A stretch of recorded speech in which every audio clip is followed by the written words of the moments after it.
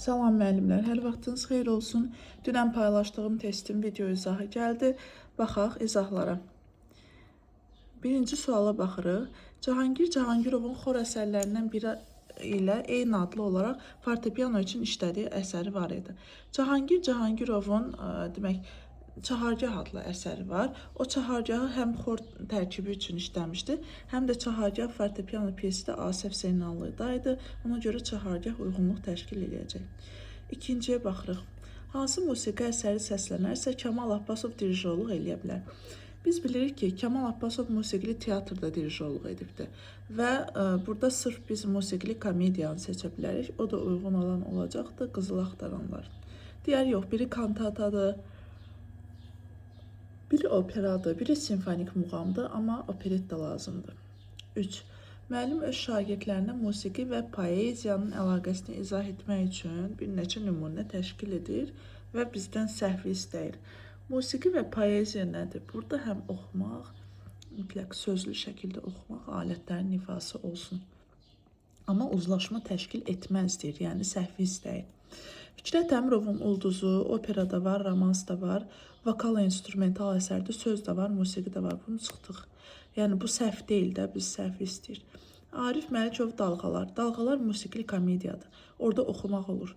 Bu da düzdür. Yəni çıxırıq. Süleyman Ələsgərovun Sözsüz mahnısı isə, bax bu artıq instrumental əsərdir. Burada artıq heç bir poeziya nümunəsi yoxdur. Çünki Sözsüz mahnı xalq çalğı alətləri orkestr üçün yazılmışdı. Və Sözsüz mahnıda poeziya nümunəsi olmadığına görə uyğun bənd C olacaq. Yəni testin səhvi.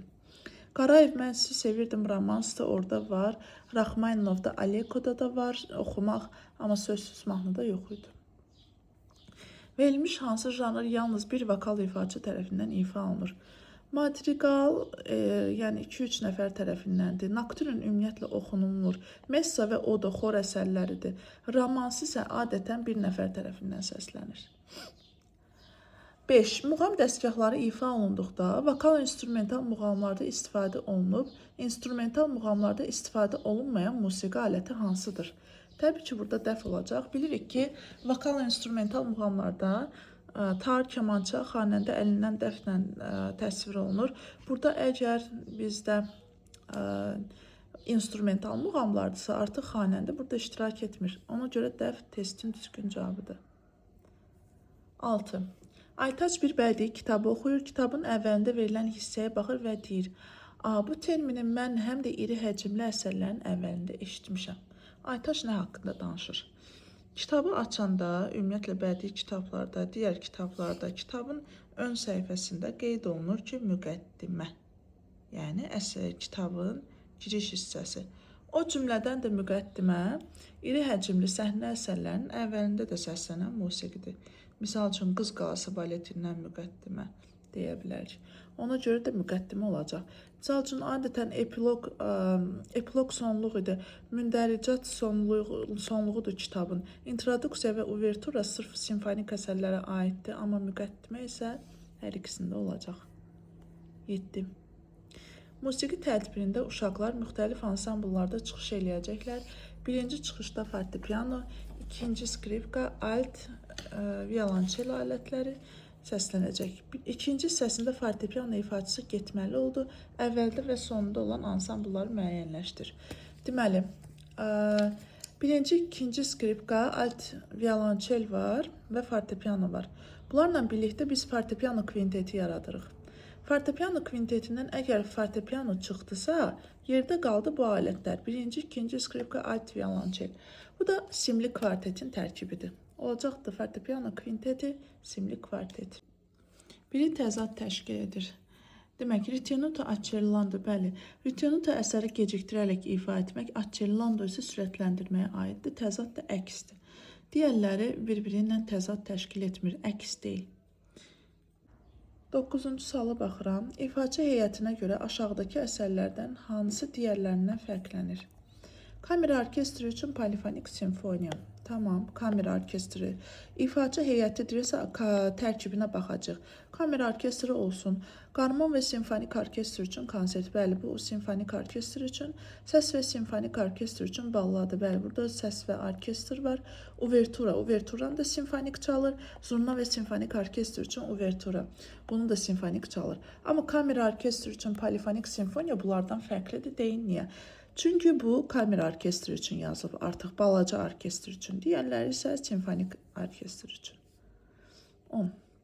Verilmiş hansı operada həm tar musiqi alətindən istifadə olunub, həm də dastan əsasında yazılıb.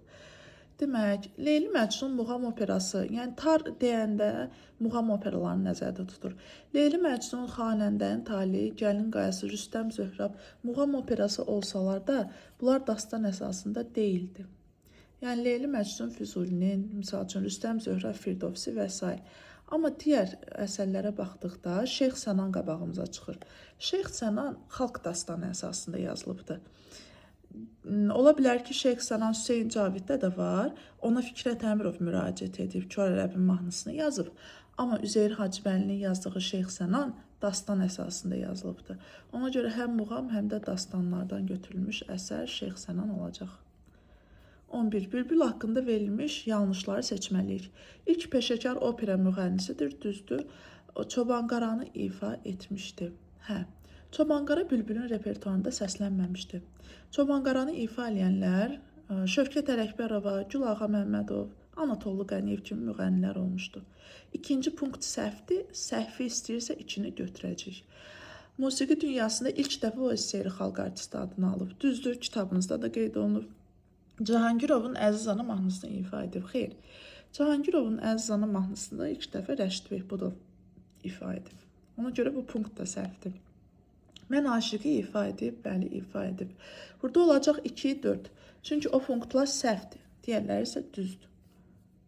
12. Biri vokal ifa edə bilməz. Doğru Nərmanbəyov. Biz onu rəssam kimi tanısaq da, həm də ibtidai sinif dərsliklərində qeyd olunduğu kimi, onun həm də gözəl vokal ifaçılığı olub.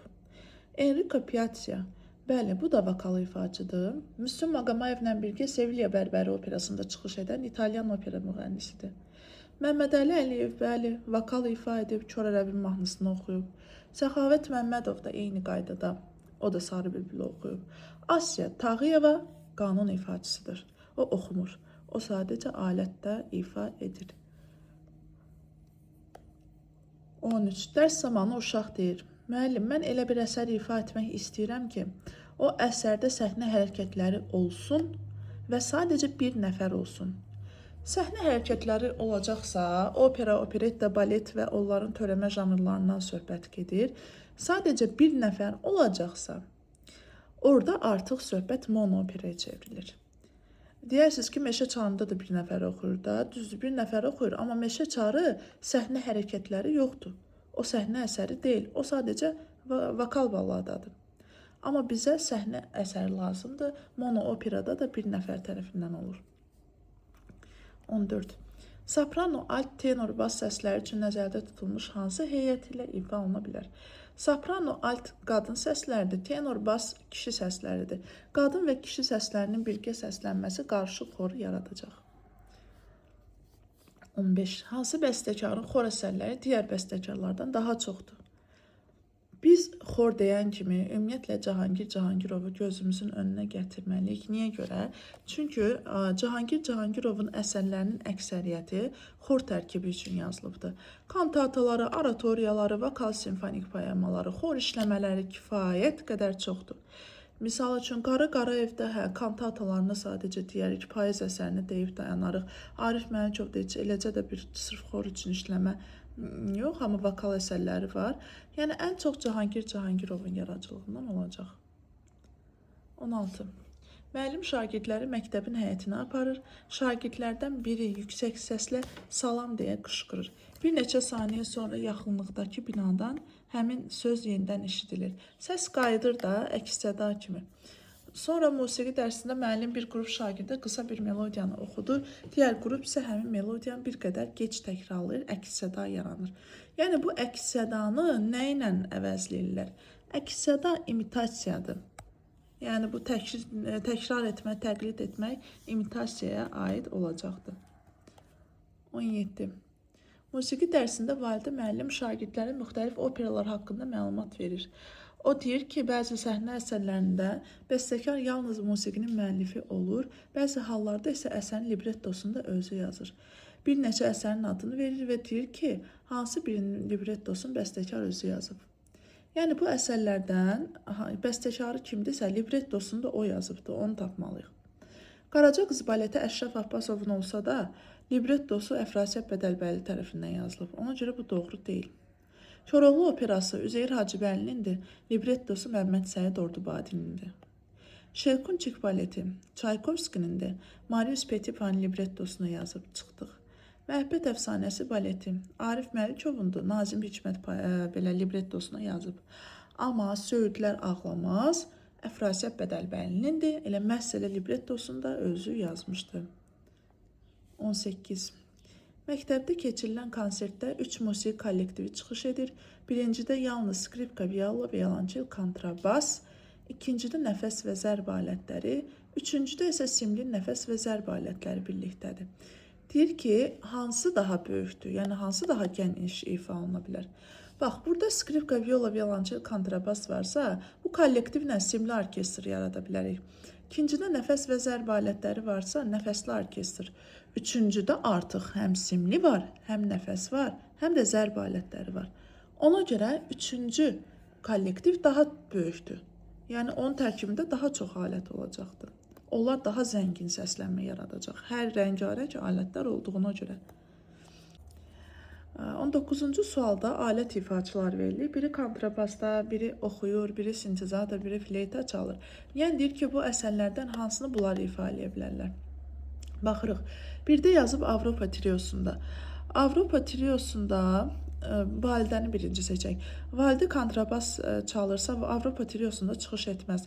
Çünki orada skripka, violonçel, fortepiano alətləri var. Baxın suitasında solo ifada çıxış edə bilməz, orada fleytaydı. Sazəndə dəstəsi muğam üçlüydü, orada kontrabas yoxdur. Estrada simfonik orkestrında elə də geniş istifadə olunmur, amma bəzən daxil oluna bilər. Ən uyğunu olacaqdır caz triosu. Çünki caz triosunda kontrabas, fortepiano və zərb seti daha geniş istifadə olunur. Yəni hələ ki validəyə uyğun gələn olacaqdır 5 caz triosu. Elgün qəzəllərdən istifadə edir. Elgündə muğama aid nəsə axtarmalıyıq. Sazəndə dəstəsi muğam üçlüyünü bildirdiyinə görə Elgünə uyğun olacaqdır, demək 3. Elgin 3, sazəndə dəstəsi. Emin sintezatorda çalır. Sintezator Estrada simfonik orkestrinin əvəz edilməz aləti olduğuna görə Emini də biz 4-ə əlavə edəcəyik. Emin 4. Sonra Məftunə fleytada çalır. Fleytada ifa etdiyinə görə biz onu baxın suitasında sol alətin ifasında görə bilərik. Ona görə də Məftunə isə baxaq 2-yə daha uyğun olacaq. Çünki suitada simli orkestrın müşahiətində solo partiyada fleyt aləti səslənmişdi. Baxırıq, validə olur 5, Elgün 3, Emin 4, Məftunə 2. B bəndi testin düzgün cavabı olacaq. 20-ci suala baxaq. Leyli Məcnun operası ilə Şah İsmayıl operasının oxşar xüsusiyyətlərini seçin, biri səhvdir. Hər iki operanın rejissoru eynidir. Bəli, biz bilirik ki, Hüseyin Ərəblinski iki operada da rejissor kimi fəaliyyət göstərib. Hər iki operada bariton səsində ifa edən obraz var. Bəli, burada Nofəlin mövzusu, Leyli Məcnunda, Şah İsmayılda Aslan Şahın mövzusu. Hər iki operada tardan istifadə olunub, bəli, çünki muğam operadır. Hər iki operada recitativləri eşitmək mümkündür, bəli, muğam operalarında daha çox qabağımıza çıxır. Hər iki operada aşıq musiqisi və motivləri var. Şah İsmayılda aşıq dastanı əsasında olsa da, Leyli Məcnunda aşıq ritimləri eşidilmirdi. Ona görə burada səhv olacaq Y bəndi. 21. Musiqi dərsində müəllim şagirdlərə simfonik orkestr haqqında məlumat verir. O deyir ki, simfonik orkestrın əsas alət qrupları simli, taxta nəfəsli, mis nəfəsli, zərfli və dəyişkənlik edir. Kontrabasın aid olduğu alət qrupu çıxarılır. Kontrabasın aid olduğu alət qrupu simlilərdir. Düşünün ki, simfonikdən simlilər getdi. Trubanın aid olduğunu çıxardılır. Mis nəfəslər də getdi. Qaboyun aid olduğu alətlər qrupu da çıxardılır. Demək, ağac nəfəslər də getdi. Simli getdi, mis getdi, ağac getdi. Yerdə qaldı nə? Zərb alətləri. Buradan nə yaratmaq olar? Ritmik ansambl zərb alətləri ilə ancaq bunu yaratmaq olar. 22-yə baxırıq. Məktəbdə keçirilən musiqi gecəsində instrumental, sürətli tempdə və oynaq xarakterli əsər səslənir. Musiqinin ritmi dinləyicidə rəqs etmək həvəsini yaradır. İnstrumental, sürətli tempdə, oynaq xarakterli bunlardan diringələr olacaq. İbtidai sinifin dərsliyində keçdiyimiz kimi diringələr oyun havalarıdır və muğamlarda daha çox səslənir. 23. Hansı bəstəkarların variasiyaları daha böyük tərəfindən səsləndiriləcək? Baxın, Elnarə Dadaşovanın variasiyaları səs və fortepiano üçündür. Musa Mirzəyevdə də fortepiano üçün, Mozartda da, Sücətdinovda. Amma Soltan Hacıbəyovun simfonik orkestr üçün yazdığı variasiyalarıdır. 8-ci sinif dərsliyinə getdikdə, orada Soltan Hacıbəyovun yaradıcılığını tapsaq, baxın, mən sizin üçün kitabı qoydum. Burada simli kvartet və simfonik variasiyalar sözü qeyd olunduğuna görə Soltan Hacıbəyovun yaradıcılığına aid olacaq. Cavab B bəndi. 24. Rus musiqi aləti və Rus xalq rəqsini seçin. Qarmon Rus aləti olsa da, çöldə ağcaqayın ağacı bitmişdir. Rus xalq rəqsi deyil, Rus xalq mahnısıdır. Ona görə bir də burada uyğunluq pozulmuş oldu. Balalayka Rus aləti olsa da, kuranta fransız rəqsidir. Burada da uyğunluq getdi. Qarmon Rus alətidir. Kamarinskaya, bəli, Rus xalq rəqsi olacaq. Digərləri isə uyğunluq təşkil etmir. Baraban Avropa zərb alətidir, Rus deyil. Trepak Rus rəqsidir. Yəni bir tərəf uyğundur, bir tərəf yox və yaxud da iki tərəf də uyğun deyil. Amma Qarmonla Kamarinskaya ikisi də uyğunluq təşkil edir. Göstərilən kollektivlərdən biri fərqli ittifaqın nəzdində yaradılıb. Sevili kvarteti televiziya radio verilişlərinin nəzdindədir. Dan Ulduzu da, Bənövşə də xalq çalğı orkestri də. Amma bu Leyli kvarteti bəstəkarlar ittifaqının nəzdində yaradılıb ilk dəfə. Fərqli ittifaqda o olacaq. Kitabınızda bu haqda məlumatlar var. 26-sı. Allemanda rəqsinin mənsub olduğu ölkənin bəstəkarını müəyyənləşdirin. Allemanda Alman rəqsidir. Alman bəstəkarı da kimdir burada? Sadəcə Johannes Brahms olacaq. 27. Şur muğamı haqqında doğruları seçin. Bir neçə variant seçməliyik bu tip testlərdən. Bu tip testlər keçən il sertifikasiya imtahanında digər müəllimlərə düşmüşdü.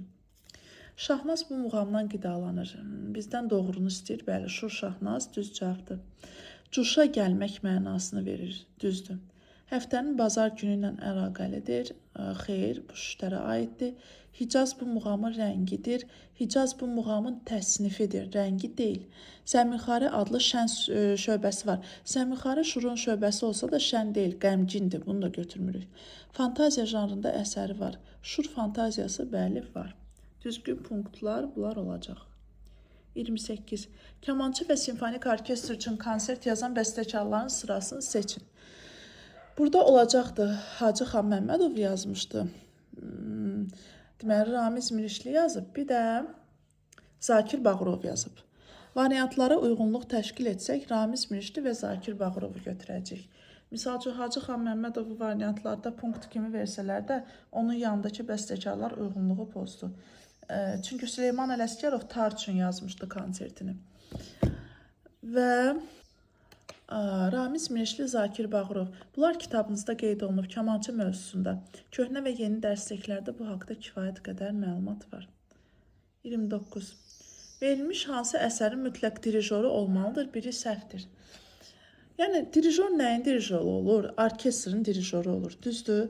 Bu 4 dənə əsər, hər biri simfonik orkestr, üçü simfonik, biri də kamera orkestri üçün yazılıb. Hansı orkestr olur olsun, dirijor zaten var. Amma Cövdət Hacıyevin musiqi lövhələri fortepiano üçün yazılıb. Onun dirijoru yoxdur, sadəcə fortepianoda ifa olunur. Xaçmazda yerləşən muğam üçlüyü heykəlində trioda təsvir olunan ifaçıları seçin. Deyəcəksiniz ki, ay müəllim, bu sual hardan gəldi? İndi göstərəcəm. Kitabınızda 8-ci sinif dərsliyində mövzuda təsvir olunub bu heykəl Xan Şuşinski, Qurban Pirimov və Habil Əliyevin təsviri. Bu heykəl Xaçmazda yerləşir və həmin şəxslər təsvir olunub. Yəni düzgün cavab olacaqdır. Xan Şuşinski, Qurban Pirimov və Habil Əliyev A bəndi. Yəni dilkeşi salan adam bunu da salar imtahana, diqqətli olun. 31-ə baxırıq. Bu janr sürətli templərdən biri ilə sintez olunduqda yeni bir forma yaranır. Sözü gedən quruluş, konsert və simfoniya kimi janrların tərkib hissəsi ola bilər. Bu janr hansıdır?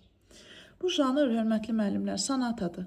Çünki sürətli templə sonata birləşsə, sonata allegro olur və sonata allegro da bir quruluşdur. Hansı ki, konsertlərin, simfoniyaların birinci hissələri sonata allegro formasında olurdu. Sonata düz cavabdır. 32. Biri digərlərindən fərqlənir. Bunların hamısı mazurkadır. Amma Frans Legarın Mavi Mazurkası operettadır. Yəni, Mavi Mazurka olsa da adı, əsərin janrı mazurka deyil, operettadır. 33. Sultan Hacıbəyovun yaradıcılığına aid olan orkestr əsərlərini seçin. Orkestr əsərləri. Karvan simfonik şəkli düz cavabdır. Hind mövzularında süita, xeyr, bu orkestr deyil, ansambl əsəridir. Skripka və orkestr üçün konsert, düzdür. Balqar süitası, düzdür, xalq çalğı üçün yazıb. Uvertura, düzdür.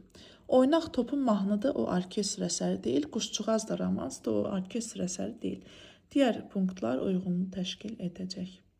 34. Sən bir orkestr üçün əsər yazırsan, əsər la major tonallığında başlayır, lakin ssenari görə musiqi getdikcə kədərlənməli, sonda isə tamamilə dramatik sonluqla bitməlidir. Amma 3 tezdən artıq qammaya toxunulmamalıdır. Əsər hansı tonallığa modulyasiya olunmalıdır? La majordadırsa, yenə 3 tezdən kənara çıxmayacaq və qəmgin olacaq. Yəni, la majorun paralel minorunda yazmalıyıq, çünki minor qəmgindir. La majorun da paralel minoru fa diyez minordur. Deməli ki, orkestr üçün yazacağı bu əsər fa diyez minor tonallığına modulyasiya olundu. 35. Səid Rüstəmov adına xalq çalğı orkestrinin dirijorlardan biri səhvdir. Burada Yalçın Adıgözəlovdur. Bax, hamısı xalq çalğıda fəaliyyət göstərib Yalçından başqa. Yalçın Adıgözəlov orkestr dirijoru kimi daha çox tanınır, simfonik orkestr dirijoru. 36. Hansı not nümunəsində vurğulu xanənin qüvvəli hissəsindən zəif hissəsinə keçir? Bu sinkopanın qaydasıdır. Yəni, hansı xanədə sinkopa təsvir olunubsa onu tapmalıyıq. Baxaq. Deməli, burada hələ xanə qüvvəli hissə ilə başlayır. Burada da, amma bu hissədə artıq xanə zəif qüvvə ilə başladı, birbaşa qüvvəli xanəyə keçdi, qüvvəli hissəyə keçdi. Zəif hissədən qüvvəli hissəyə keçirsə, burada sinkopa yaranmış olur. Baxaq, 37. Varidə müəllim öz tələbələrinə belə bir sual verir. Hansı intervalın başlanğıc və son səsi unison səslənməyə təsadüf olunur? Və eyni zamanda bu interval səsləndikdə heç bir yüksəklik dəyişmir. Baxaq, demək, Aygün deyir ki, bu əks edilmiş sekunda intervalıdır. Əvvəl baxaq, başlanğıc və son səsi unison səslənmə olursa, heç bir yüksəklik dəyişmirsə, yəni sol, sol və yaxud da sol, la dubl bemol. Yəni, eyni səsin üstünə dayanırsan. Unison nədir? Eyni səslənmə gəlsin. Burada əks edilmiş sekunda ən uyğun versiyasıdır. Çünki əks edilmiş sekunda 0 tondur. Səsin özünə qaydırıq. Primada səsin özü sol-soldursa, amma əks edilmiş sekunda da sol, la dubl bemoldur. Orada da gəlib yenə də sol səsinin üstünə düşürük belə səslənəndə. Və heç bir yüksəklik dəyişmir. Eyni notun üstündə qalırıq. Ona görə burada Aygün haqlıdır. 38. Müəllim uşaqlara səs sırasını verir. Do, re, mi, fa, sol, la bemol, si bemol. Bu notların hərfi adları ilə yazılışını göstərmək istəsəz, hansı hərf qammanın subdominanta pilləsinə uyğun gələcək? Burada təbii ki, subdominanta qammanın 4-cü pilləsi olduğuna görə fa səsi uyğundur. Fa da musiqidə F hərfi ilə təsvir olunduğuna görə B bəndi testin düzgün cavabıdır. 39-cu suala baxırıq. İki müxtəlif sadə ölçülərin birləşməsindən yaranan ölçünü müəyyənləşdirin. Ölçü, yəni xanə 3 cür idi. Sadə, mürəkkəb və qarışıq ölçülər var idi. Əgər iki dənə müxtəlif sadə ölçüləri birləşirsə, fərqli-fərqli sadə ölçülər birləşirsə, burada qarışıq xanələr yaranır. Burada 8-də 7 və 4-də 5 testin düzgün cavabıdır. Çünki müxtəlif ölçülərin birləşməyindən yaranıbdır. Eyni zamanda da 4-də 3, 2 ilə 3-ün birləşməyindən, bax belə. Amma digərləri cüt rəqəmlərdədir. Eyni zamanda da bəziləri də sadə xanələrdə sadəcə olaraq. Ona görə də qarışıq xanələrə uyğun sadəcə B bəndi olacaq. 40-cı suala baxırıq. Dofa istiqamətində qurulmuş intervalı əks istiqamətdə çevirsək hansı interval yaranar? Dofa dodan faya kimi xalis kvartadır. İndi biz tapmalıyıq. Fa do bizə nə verir? Əksə çevirdik. Fa do da olacaqdır xalis kvinta intervalı. İzlədiyinizə görə təşəkkür edirəm.